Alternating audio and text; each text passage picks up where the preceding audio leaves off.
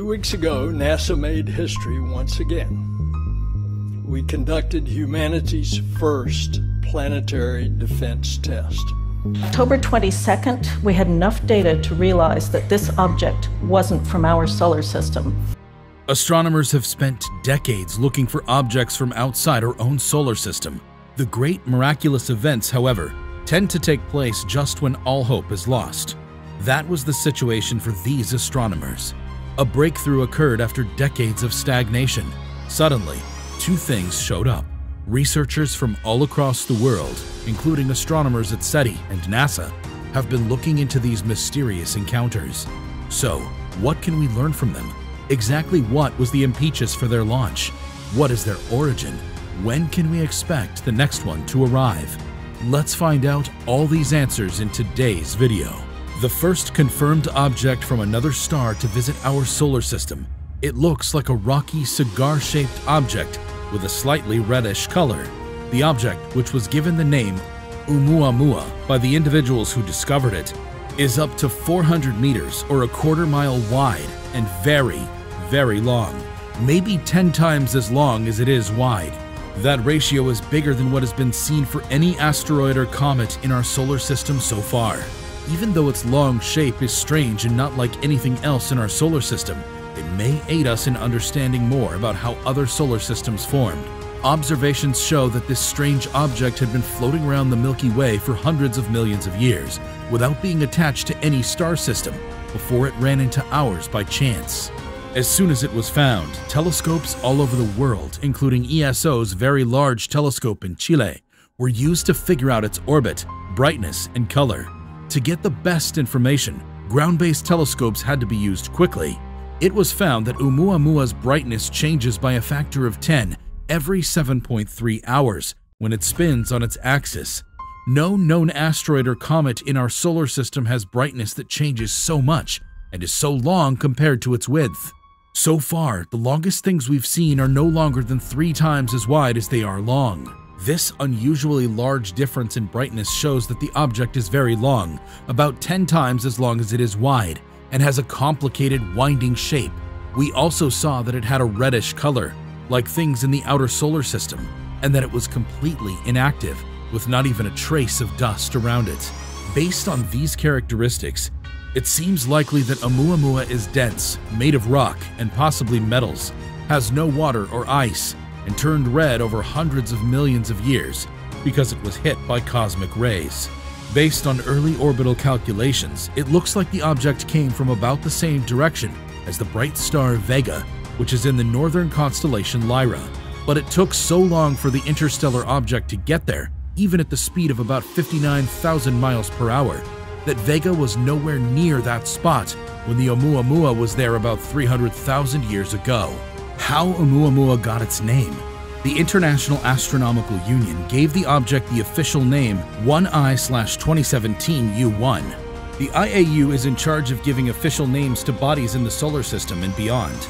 In addition to its scientific name, the Pan-STARRS team called it Oumuamua, which means a messenger from afar arriving first in Hawaiian. Soon, it was clear that Oumuamua was strange enough for something that came from another planet. Scientists were especially interested in two things. The first was that it seemed to be moving away from the sun in a strange way that didn't fit with many ideas about what it might be made of. The second was its strange shape. It was 10 times as long as it was wide, according to some estimates. Before Oumuamua, the longest space object we knew about was 3 times as long as it was wide. In the years that followed, there was a lot of speculation in the scientific journals and around the world. Was it like a solid block of hydrogen? Could it have been a dust bunny from space? A huge version of the clumps of hair and dust that are often found under furniture in living rooms? Or was it a man-made structure made by an intelligent civilization from outside Earth? A surprise guest. Scientists had thought for a long time that these intergalactic travelers, many of which are thought to have been going from star to star for billions of years, might visit our solar system often.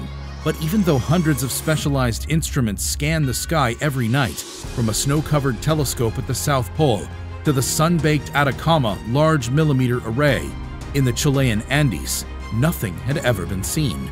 Then, Not long after Oumuamua showed up, they found another one, which was a surprise. Gennady Borisov, an engineer and amateur astronomer, saw a moving object in the sky before dawn on August 30th, 2019, from his personal observatory in Nauchnie, Crimea, using a telescope he made himself. Even when he first saw it, he knew it was different because it was going in the opposite direction of the comets in the main asteroid belt that goes around the Sun. 2I Borisov was named after the person who found it. It is thought to be a rogue comet, which is a comet that is not tied to a star. So, where did all of these people come from? What do they know about other worlds' suns? And how often do you think we'll see them? To find out, you need to know what they're made of first. A mysterious absence. Scientists aren't sure if Oumuamua is a comet or an asteroid yet. It could be something else entirely. However, they've always thought that most objects from other galaxies would be comets. This would make sense because some of the comets that are now in the farthest parts of our solar system may have been traveling between stars before the sun's gravity pulled them in. Most comets, on the other hand, have tails that look like bright smudges trailing behind them. These tails are made when comets get close to the sun and heat up, causing the frozen gases and dust inside them to escape. You may have already guessed that Oumuamua didn't. This was especially shocking because its path took it deep into the solar system. It hurtled toward the sun and missed it by only 0.26 astronomical units, which is about a quarter of the distance from the Earth to the sun. At first, scientists thought this might mean that Oumuamua was, in fact, a rocky asteroid. Then, there were more comments.